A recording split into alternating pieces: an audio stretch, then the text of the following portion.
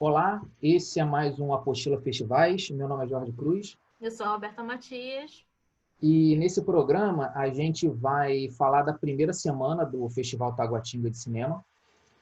A gente tem um primeiro episódio em que a gente falou da Mostra Convida, um episódio mais longo, e a nossa ideia é que, como o festival ele libera uma sessão da mostra competitiva e uma da mostra paralela por semana, né, a gente fazer um episódio semanal um pouco mais curto, em que a gente trate das obras da semana e acompanhe nossos textos, que a gente vai fazer a cobertura total em texto.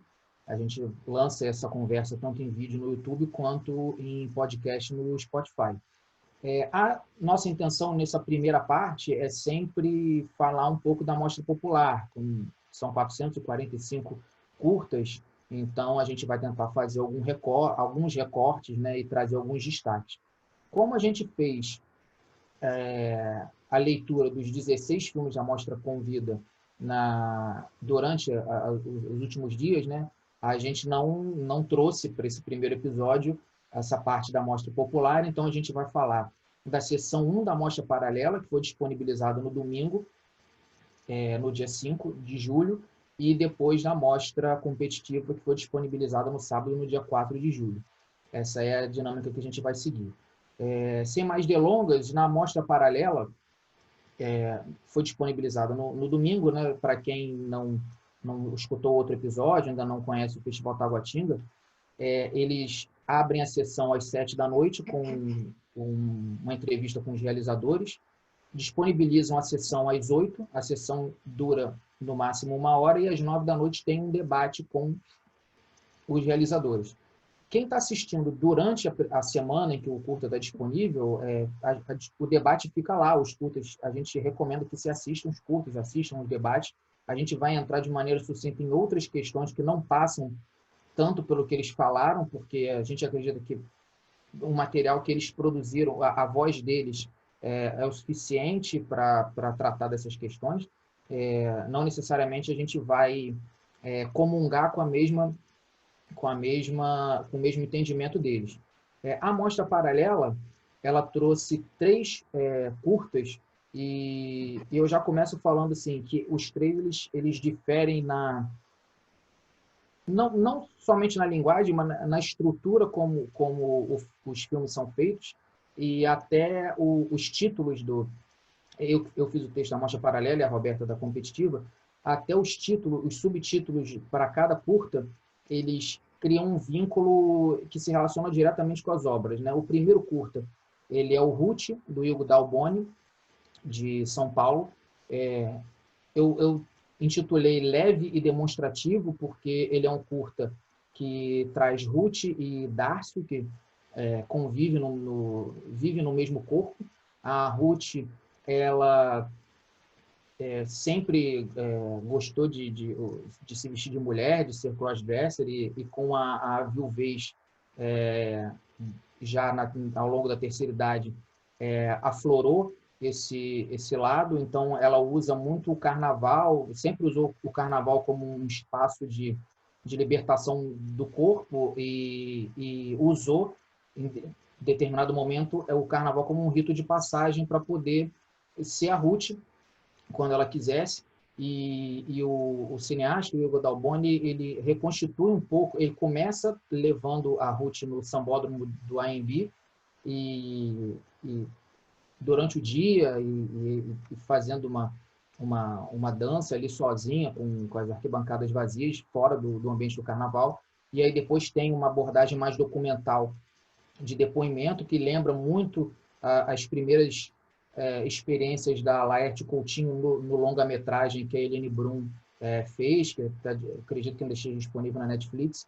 Então, ele é um filme assim, que ele flerta com uma coisa um pouco mais lúdica, ele traz a mesma paz de espírito que a Ruth encontrou a partir do momento em que ela pôde ser quem ela quisesse, e então, assim, a abertura traz essa abordagem mais leve.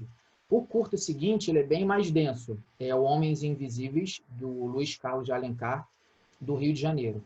Ele é um filme que fala de uma situação pouco discutida até mesmo em quem trata do sistema carcerário brasileiro, que é o caso de homens trans que vão para prisões femininas por determinação judicial e sofrem os mais diversos tipos de preconceito, né? Inclusive, a violência começa a partir da revista na entrada do presídio, porque é uma revista totalmente feminina. Eles são tratados como mulheres, então eles são levados para tratamento ginecológico, então, quer dizer, vão ampliando seus traumas. Então, o preconceito vem de todos os lados, inclusive de algumas companheiras do presídio. A carência é tanta que quando eles conseguem alguém que entenda eles acabam criando relacionamentos. É comum eles criarem entre si um relacionamento, porque até como um mecanismo de defesa, e o pior dos mecanismos de defesa que eles aplicam é justamente ter uma abordagem mais violenta. Então, a gente vai ver nesse curta alguns deles rememorando as experiências e falando assim: eu saí muito mais machista desse ambiente do que eu era antes, porque assim, para eu poder ser entendido como homem nesse ambiente, eu tive que ser, entre muitas aspas, mais homem. Eu tive que aflorar uma masculinidade que me tornou um machista. Assim, eu passei a ver as mulheres de uma maneira muito pior do que quando eu entrei. Então, é um curta que, assim, mais do que a questão de gênero, ele entra num debate sobre o sistema carcerário que é fundamental, assim, porque a gente tenta debater ressocialização, que não existe num ambiente do sistema carcerário brasileiro, e a gente pode até voltar isso em outros episódios, outros programas, mas a gente está passando por uma experiência de isolamento social com toda a nossa estrutura de casa, e as pessoas não conseguiram ficar 3, 4 meses dentro de casa, então elas poderiam repensar o sistema carcerário como algo que ressocializa, que está provado que é impossível. Então, ele é um filme que ele flerta com essas duas questões, e ele é pesado pelo assunto, né? Porque ele leva a gente para um espaço em que a gente não está acostumado a ir, por mais que as nossas vivências sejam múltiplas, e ele é muito informativo porque ele se preocupa em contextualizar os vários tipos de violência e como a legislação não protege e agride mais ainda os homens trans condenados pela justiça ou presos preventivamente, que às vezes nem vão ser condenados, vão ser inocentados, e segue esses traumas. E o último... Antes de você entrar, porque no último eu vou entrar mesmo, então eu queria só voltar um pouco e fazer duas contribuições em relação ao Ruth e ao segundo filme, né? Porque você falou da Laerte, né? A Laerte, ela começa como crossdresser e depois ela vai se encontrando, é um processo, né, de identificação mesmo, até que ela efetivamente chega a público e diz: não, eu sou a Laerte, agora eu quero ser tratada como uma mulher. E então é todo um processo que a gente acompanhou. Eu acho que por conta, obviamente, por conta de ser uma figura pública, mas a gente conseguiu acompanhar esse processo da Laerte, até porque ela se propôs a isso também, né? Eu acho que foi uma maneira também... As próprias experiências, as próprias experimentações dela, né, com a gente, né? Quer dizer, a gente, com o passar do tempo, ela foi construindo coletivamente, né, e trocando essa... Sim, eu acho que até como uma maneira também de utilizar esse papel que ela tem público para poder mostrar como o processo pode se dar, né? Obviamente que não se dá da mesma maneira para todas as mulheres trans, mas de mostrar que é uma coisa tranquila, né? Assim, é claro que tem todo um processo de entender o próprio corpo e de entender a parceira dela, e também, assim, tem a relação com a parceira, assim, não é um processo fácil, mas eu acho que ao compartilhar isso com o público e ao fazer questão de dar algumas entrevistas ao longo do processo todo, né, desse se transformar, transformar o próprio corpo e transformar as vestimentas e o cabelo, etc., ela foi de uma generosidade incrível, porque é um processo complicado, né? Não deve ter sido fácil para ela também, né? Mas ela se utilizou desse espaço que ela tinha público para mostrar que esses corpos existem, né? E que a gente precisa começar a aceitá-los de uma maneira mais tranquila. Agora, sobre o segundo filme, eu só queria colocar que o sistema carcerário ele é, em si, complicado porque ele homogeneiza todos os corpos, né? Todo mundo é igual, né? Todos os homens são iguais, todas as mulheres são iguais. Então, isso já é um problema. Então, inclusive, existem relatos de mulheres que entram nos presídios femininos e são violentadas, enfim, coisas terríveis.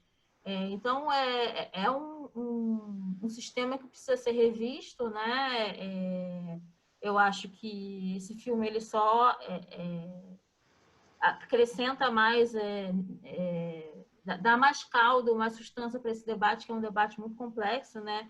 Porque, efetivamente, a gente dialoga, mas não consegue também como é que a gente faria, então, para incorporar essas subjetividades dentro de um espaço coletivo que é um espaço limitado, né? Assim, já é difícil trazer algumas questões para dentro da sociedade livre, né? Entre aspas, quanto mais para dentro de um espaço limitado. E alguns já estavam no processo para redesignação de gênero cirúrgica, né? Então, eles têm demandas específicas, porque tem toda uma troca hormonal e tudo. Uhum. No processo da operação de tudo. Então, e inclusive tem casos do tipo de não deixar entrar cueca no presídio. Aí tem um que passou o ano inteiro usando uma cueca, só que foi que ele chegou com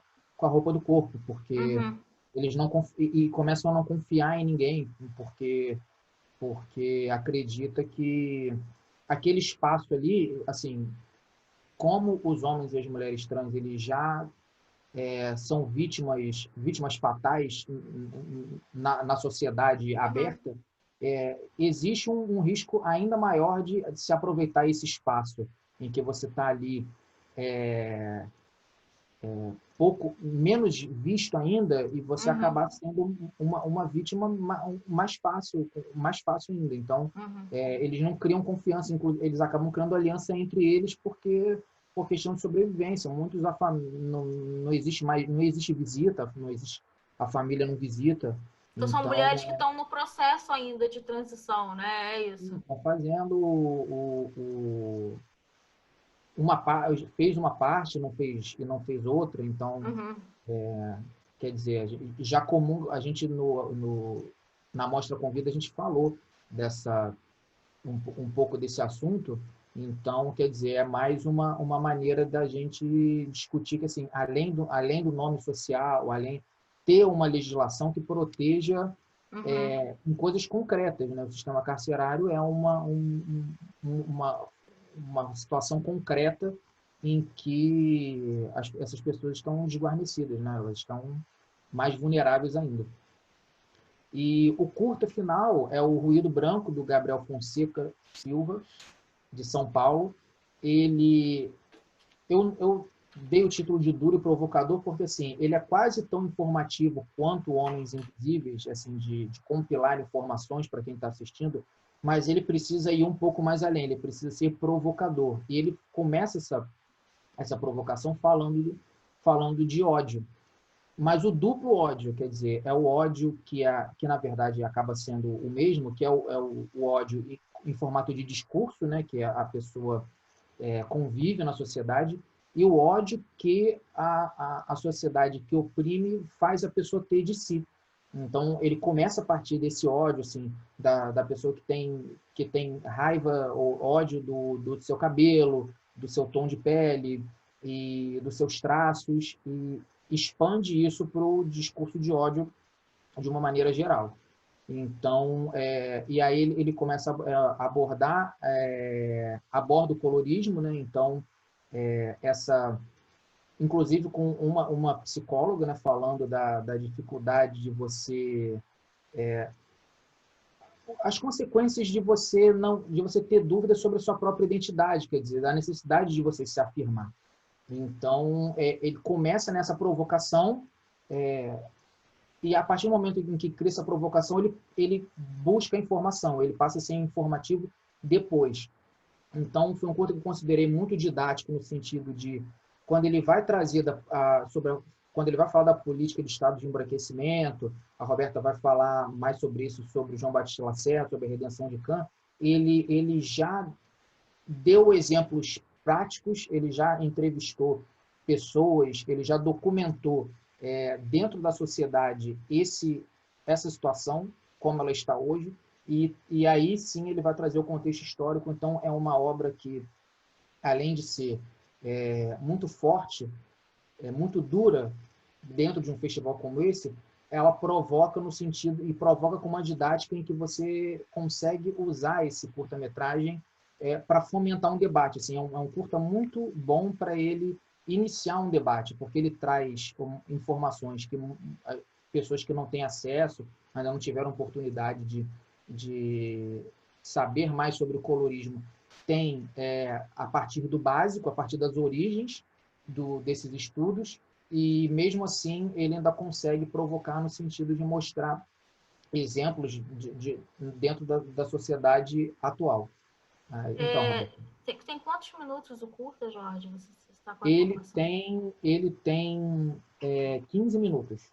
Ele parecia até ser maior, assim, né? Porque quando a gente pensa em perspectiva, a quantidade de informação que ele dá, ele deixa para a parte final, para o terço final, essa abordagem mais didática com relação à política de embranquecimento, né? Ele tem um terço sobre ódio, ele tem um segundo terço. Inclusive, tem uma senhora que a gente fala da Ruth, que na terceira idade, né, que ela conseguiu se libertar das amarras do masculino e do feminino, e tem uma senhora que ela na terceira idade ela vai cursar a faculdade, a MTCC, que ela Descobre estuda que... o colorismo. Então, pela primeira vez na vida, ela se afirma negra, porque ela falou assim, olha, eu não me afirmava, e hoje eu sinto até, não é vergonha, mas ela sente que ela perdeu um tempo em que ela poderia viver melhor com ela mesma, a partir do momento em que ela se afirmasse. Então, ele tem esse segundo terço do filme, fala dessas afirmações, traz exemplos práticos, e aí o contexto histórico que geralmente vem no início, ele vem no final, depois que a gente já materializou essas questões. Tem várias questões aqui para colocar, né? Essa questão do colorismo, que é um debate muito recorrente, principalmente no Brasil, né? Porque a gente tem, e assim, faz sentido que seja, porque é fato que negros retintos sofrem mais preconceitos, mas ao você tirar dos ditos pardos, né? Por isso que agora a gente tem essa categoria negros, nos quais estão inclusos pretos e pardos. Mas os ditos pardos, que são pessoas como eu, que têm a pele um pouco mais clara, na verdade, eles ficam num limbo identitário. Se não tiver um trabalho de compreensão mesmo, de compreensão de origens e de raízes, é muito difícil para algumas pessoas se enxergarem negras e entenderem algumas coisas que acontecem com elas em alguns espaços, como preconceito racial, porque elas mesmo não se veem negras, né? A gente tem alguns exemplos de famosos que eu acho que não é necessário citar, mas essa questão do colorismo ela se dá muito no Brasil, em outros países não, em outros países é entendido, por exemplo, como nos Estados Unidos, é entendido que se você tem uma ascendência negra, você é negro, né? Assim, agora, a gente tem um ganho muito grande no Brasil nesse sentido, a partir da autoidentificação, só que ao mesmo tempo que a gente tem isso, né, como a gente conversou sobre as possíveis revoluções que poderiam ter vindo de 2013 e de 2015 na sessão anterior, a gente tem pessoas se aproveitando dessa autoidentificação, então você acaba esvaziando um discurso político que vem no sentido de trazer para dentro de determinados espaços, sejam universidades, seja o serviço público, espaços que são espaços tidos como brancos em geral, pessoas negras, né? Então, você tem falsificação de identidade, é muito debatido isso, os coletivos negros nas faculdades, eles estão caindo mesmo em cima dessa questão, porque é uma questão a ser combatida efetivamente. Agora, ainda é um assunto muito novo no Brasil, por incrível que pareça, essa questão dos pardos, porque como a gente teve uma política de embranquecimento na qual você se auto-identificar como branco era uma coisa vista como positiva pela sociedade em geral, você tem todo um silenciamento, né, e uma certa... quase como se as pessoas tivessem... bom, se eu posso passar por branco, então eu vou passar por branco, porque é melhor para mim. Eu vou deixar de sofrer algumas coisas que eu sofreria se eu fosse negro. Mas aí eu vou para a análise da redenção de Kant, que não é uma análise nova, né? É uma análise que alguns teóricos fazem, a Lilia Schwartz faz, a Lilia Schwartz, que foi responsável pela mostra Afroatlânticas no Museu, no MAP de São Paulo, e outras mostras nesse sentido de pensar a diáspora africana nas Américas. Mas eu não sei se eu vou conseguir, né? A ideia é que a gente coloque o quadro aqui, mas como eu estou com um livro e o livro tem uma parte do quadro, eu vou mostrar, porque caso eu não consiga fazer essa mágica, vocês vão ter uma ideia. O quadro, na verdade, ele tá cortado, né? É uma senhora negra, a filha dela e o bebê, que já é quase branco.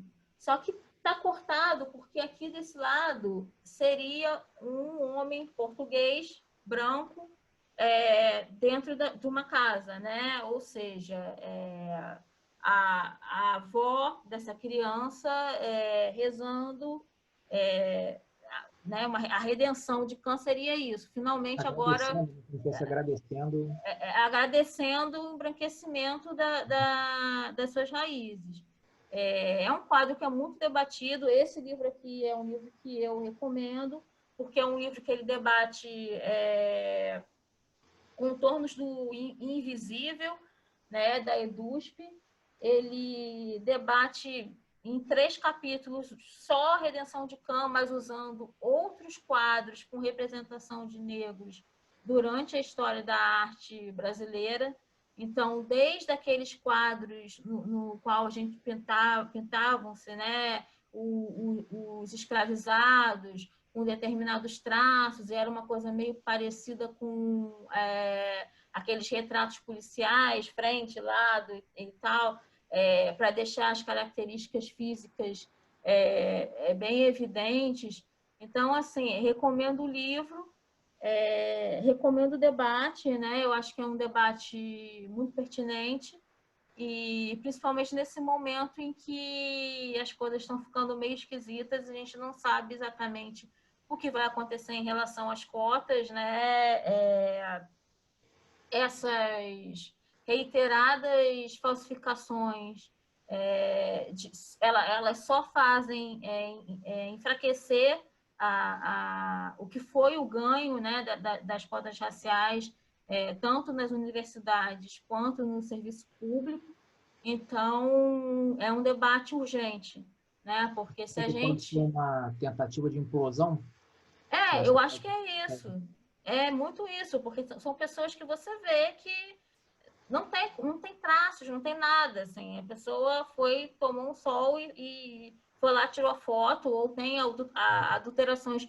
Tanto que agora eles estão pedindo, eles têm um padrão agora mais rígido, inclusive identificação mesmo.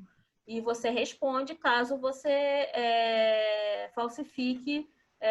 Você que é advogado, tá mais por dentro, inclusive, da lei do que eu. Mas você responde caso você falsifique a sua foto. Só que isso vem, na minha percepção, para enfraquecer mesmo. Né? É um espaço que vem sendo tomado. A gente conseguiu em São Paulo, no Rio, em Minas, formar coletivos negros muito fortes durante esses anos em que as cotas foram implementadas. E eu acho que tem que lutar mesmo para que essas falsificações fiquem cada vez mais esparsas e que não aconteçam. Porque... Infelizmente, pode Pode completar. falar, pode falar. Porque, infelizmente, o fato de ter a autoafirmação acaba, por outro lado, possibilitando uma condescendência de quem pratica, porque a pessoa pode alegar que ela pensou que poderia se inscrever. Pois Né? Então, mas é já é uma assim, sim, você entende que sim, na verdade porque é uma má fé, né? Você acaba se tá... tornando difícil porque você tem que provar o dolo, né? Você tem que provar que a pessoa teve a intenção. Uhum. E é claro que a gente sabe que em para determinados crimes e para determinados grupos na sociedade, a condescendência é maior, né? A necessidade de uma prova mais robusta é maior. Então, infelizmente, Aquilo vai se... o cara acaba se formando, ou acaba, né? se Enfim. fortalece o argumento de alguém falar assim, então já que está dando problema, vamos acabar. Então, mas é Né? isso que eu tô falando. A gente sempre rever, sempre aprimorar o sistema. É uma maneira... Para mim, essas falsificações são maneiras de enfraquecer. E é isso que você está falando. Tá dando tanto problema, então vamos tirar as cotas. Né? A gente resolve dessa maneira. Só que eu acho que não dá para ser resolvido dessa maneira, porque tem se mostrado um sistema que conseguiu fazer com que muitas pessoas que não tinham acesso à universidade conseguissem fazer não só a graduação, como o mestrado, doutorado, um pós-doc, entendeu? Então, abriu portas para muitas pessoas que eu acho que não dá mais para fechar, entendeu? A gente sabe que as coisas estão complicadas, mas são questionamentos que a gente precisa se fazer, eu acho que diariamente. E todo o meu apoio aos coletivos negros que identificam e denunciam determinadas falsificações que são visíveis. Né? Porque algumas coisas são questionáveis, Jorge, só que outras Claro, não claro. tem como você questionar. Né? Uma pessoa de olho azul, branca, alva como a cor da minha parede e cabelo louro, e falar que, não, porque meu tataravô era negro, ou sei lá, E às vezes 5 nem gerações. existe tataravô nenhum, né? Ainda tem isso, né? Às vezes Ainda nem tem isso. Mesmo que fosse, a questão da autoidentificação você, em algum momento da sua vida, você passa por dificuldades pelo fato de você ser pardo ou negro, isso te limita? O cara que ele é branco, louro, de cabelo liso, e fala que o tataravô, mesmo que o tataravô tenha existido em algum momento, ele está simplesmente se utilizando de um recurso que não era para ser dele, né? A gente precisa dizer isso. Então, mas era só para apimentar mais essa E discussão. uma das entrevistadas no Ruído Branco, e como a gente é uma geração mais nova, uma geração que procura saber tudo, então qualquer coisa que passa pela cabeça delas, elas vão no Google jogar. Então, ela fala muito disso, assim. Ela descobriu o colorismo, é uma jovem, a partir do momento em que ela se deu conta de que ela tinha espaços em que ela era bem-vinda e ela tinha espaços em que ela não era. Então, para essas pessoas que querem se fazer valer um benefício que elas não têm direito, justamente é isso. Quer dizer, existe algum ambiente em que você não é bem-vindo? Se sente de alguma maneira mal-estar, né?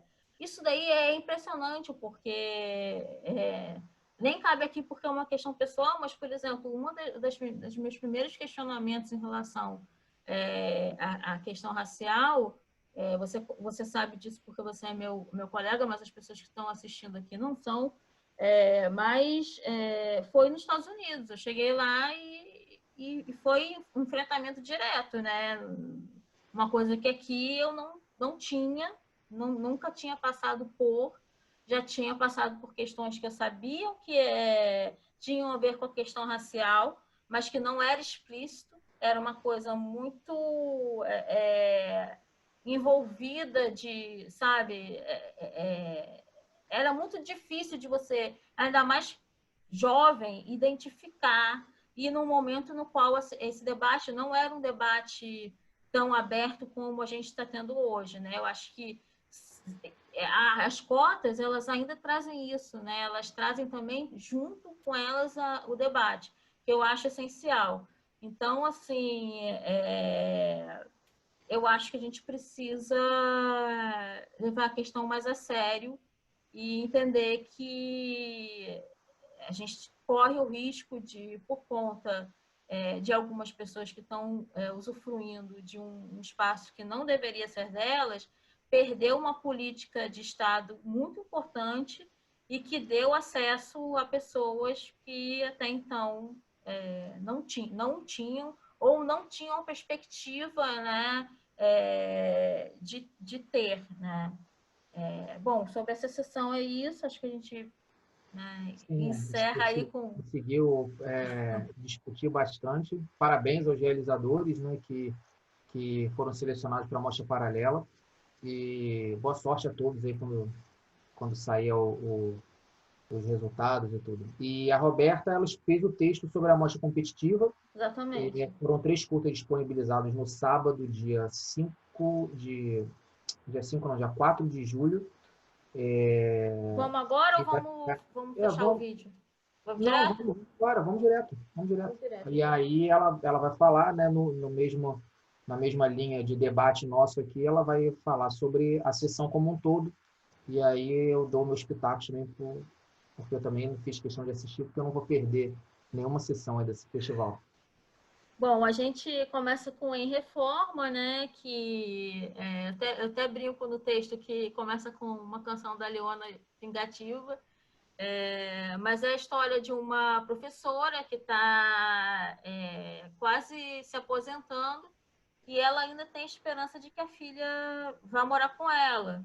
Então, ela faz na laje, né? A ideia inicial das duas, pelo que passa o filme, ela é separada há muito tempo ou nunca teve um relacionamento com o pai da menina, né? Não fica muito claro, mas são as duas só há muito tempo. A filha vai estudar fora, né? Vai fazer a faculdade, e a esperança dela é que a menina volte algum dia. Então, ela vai crescendo a laje para a menina poder morar em cima da casa dela. Só que, efetivamente, a menina já tem outros planos, já não combina, e até mesmo a presença da menina, de alguma maneira, já incomoda, ela já está acostumada meio que morar. Apesar dela não dar o braço a torcer, né, ela já olha ali, já não... Pô, a minha tá deixando as coisas bagunçadas, né? Tem dois, eu achei engraçado que são dois temas bem universais. Assim. Primeiro, que é o fato que muita gente passa que quando a gente se torna visita na casa dos pais, né, quer dizer, que a saudade começa a ter um prazo de validade tanto para a Uhum. gente quanto para eles. E o segundo, que é o estresse de obra, né, que ela passa também, do Isso. rapaz Aí que o vai cara fazer a obra, vai, não feriado, aí vai. não volta. Então, quer Mas dizer, aí são temas que extrapolam a diferença de classe, quer dizer, são estresses, são situações que todo mundo todo vai mundo passar pelo estresse de passa. obra porque o pedreiro vai falar que vai vir no dia 25 e ele vai chegar no 25 do mês que vem, né? É isso. Mas, no final das contas, ela acaba tirando dessa experiência uma maneira para construir novas possibilidades para ela mesma, né? Assim, no final das contas, ela acaba... ela pega a mão na massa e fala, então eu vou construir essa laje e isso tem um simbolismo no sentido de, então, eu vou reconstruir a minha vida, né? Já que não vai ser com a minha filha aqui, existe outra possibilidade para esse quarto aqui em cima. Não precisa ser isso, né? Pode ser outra coisa. Então, eu acho que é um curta bem interessante nesse sentido, porque ela consegue dar a volta, né? Ela está meio perdida ali. Ah, o que você vai fazer depois que você se aposentar? Não sei e tal, né? E ela, de alguma maneira, o curta termina com essa possibilidade de que talvez ela consiga se reconstruir, né? O Rua Augusta 1029 é sobre uma ocupação, né? Uma ocupação na Rua Augusta, no meio da madrugada. Deixa eu até ver aqui exatamente quantas famílias são. Ah, eu tenho aqui 6.000. 6.000 6 famílias. mil. Esse foi o Abril Vermelho, né? Então Isso, foram no seis o mil Abril famílias Vermelho em 18 houve prédios. uma ocupação geral assim pelo centro de São Paulo, porque São Paulo, assim, quem conhece São Paulo sabe que aquela região ali entre o Brás e a Luz tem um monte de prédio abandonado e mais para o centro também ali para a República, alguns. Então, assim, é uma quantidade absurda de prédios gigantescos abandonados. E aí a gente tem o Abril Vermelho, que é justamente uma manifestação no sentido de, bom, esses prédios eles estão todos desocupados, a gente vai invadir, né? Já que a gente tem esses espaços. E aí cada prédio passa por um processo, às vezes tem processos judiciais, porque herdeiro de não sei o quê, que não concorda com o outro metade do herdeiro, então fica lá o prédio caindo aos pedaços. A gente tem até no texto eu coloco isso, que me lembrou, acho que foi no ano retrasado, eu não lembro se foi ano passado ou ano retrasado, o desabamento do Wilson Paz de Almeida, eu acho que foi no ano passado, que acabou com a morte de algumas pessoas que estavam ocupando o prédio. Então, assim, a situação do centro de São Paulo é muito grave, porque no final das contas a gente sabe que alguns prédios estão ocupados, né? Ninguém faz nada. Alguns prédios sem luz, sem água, sem nada, sem esgoto, saneamento básico, zero, né? Só estrutura mesmo, né? Física da coisa. E o risco que essas pessoas correm, porque eu acho muito curioso quando as pessoas falam algumas coisas. Você falou sobre o filme da prostituição, né? E quando as pessoas falam, fulano fez isso porque quis, fulano fez isso porque está se aproveitando do prédio que está vazio. Bom, ninguém vai colocar a própria vida em risco e a vida da família, dos filhos, porque são famílias assim, famílias inteiras, avós, pais, filhos, de um prédio que está visivelmente deteriorado, né, com comprometimento, porque quer. As pessoas elas vão para esses espaços porque elas não têm outra alternativa. Então, é isso ou morar na rua. Então, elas estão, de alguma maneira, pelo menos ali em coletividade, protegidas, e se ajudam, né? E, de alguma maneira, criam uma espécie de comunidade. Mas nesse filme, em determinado momento, chega uma batida policial, né? E aí uma das ocupantes fala, olha, mas são não sei quantas famílias que estão aqui, acho que são 800 que estão naquele lugar lá. E o policial fala, mas não me interessa, não quero saber quantas famílias tem aí. E a gente também tem muita facilidade de culpar diretamente o policial, quando na verdade é toda uma estrutura, né? Eu não estou dizendo que o policial a gente vê algumas cenas de policiais efetivamente agredindo fisicamente pessoas em alguns outros filmes. Nesse eu nem vi, né? Eu só vi assim, porque como é tudo muito escuro, você também não sabe, tem todo aquele ambiente ali meio esquisito, né? Você não sabe. Eu até fiz uma anotação que ele é um experimentalismo imposto, quer dizer, pela limitação ali Da luz, né? técnica, Não de tem. espacial, acaba se tornando um experimentalismo Porque a imposto, pessoa está com a câmera ali, assim, eles estão invadindo na está hora, não tem correndo luz. tudo. Você vê pedaços de corpos, você vê alguma coisa que reluz, assim, algum objeto, alguma lanterna, alguma coisa. Mas, assim, então, eu acho que, novamente, a estrutura precisa ser repensada, né? Não é o cara, o policial que falou isso, né? Ele falou isso em nome de um governo, de uma prefeitura, de um Estado-nação que é o Brasil. Então, assim, a gente tem um problema de divisões territoriais que vem, na verdade, desde que nós fomos colonizados, né? É uma coisa que vem se reconfigurando, mas no final das contas é isso, são grandes capitanias hereditárias reconfiguradas, alguns têm os seus quinhões, outros não têm, e a gente segue no mesmo sistema, na mesma lógica, né, de que quem tenha porque merece, quem não tenha porque não mereceu, e são questões que são levadas ao extremo, no qual cidades como São Paulo tem uma população de rua absurda,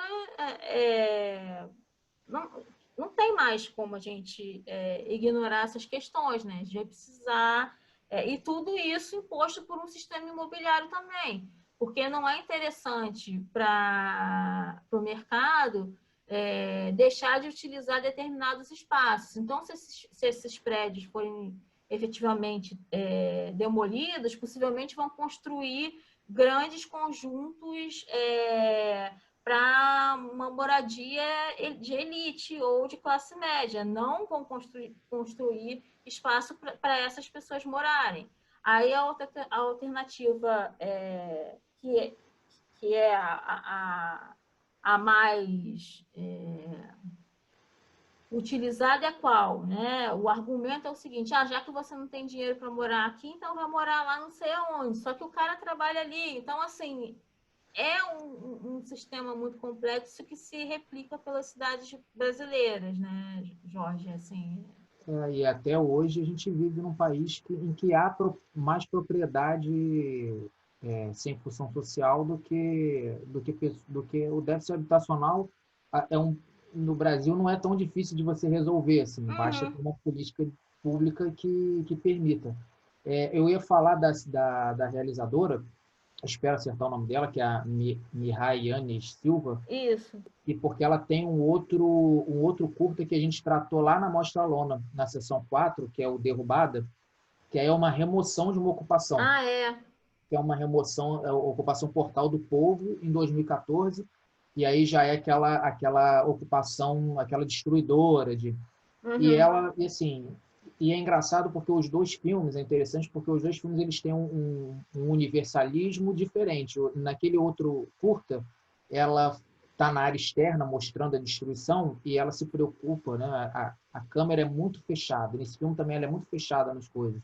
Então, ali a gente não consegue ter uma identificação do território, assim. A gente não consegue saber, mesmo quem mora ali perto, talvez não consiga saber qual era a rua, qual é o estabelecimento, porque ela quer mostrar que aquilo ali pode acontecer em qualquer Qualquer lugar. ocupação, né? Uhum. E esse filme também tem isso. Tem Só isso. que é o que eu falei, é como se fosse um experimentalismo forçado, assim, porque por força dos acontecimentos ali, ela não conseguiria abrir a imagem, nem identificar quase nada.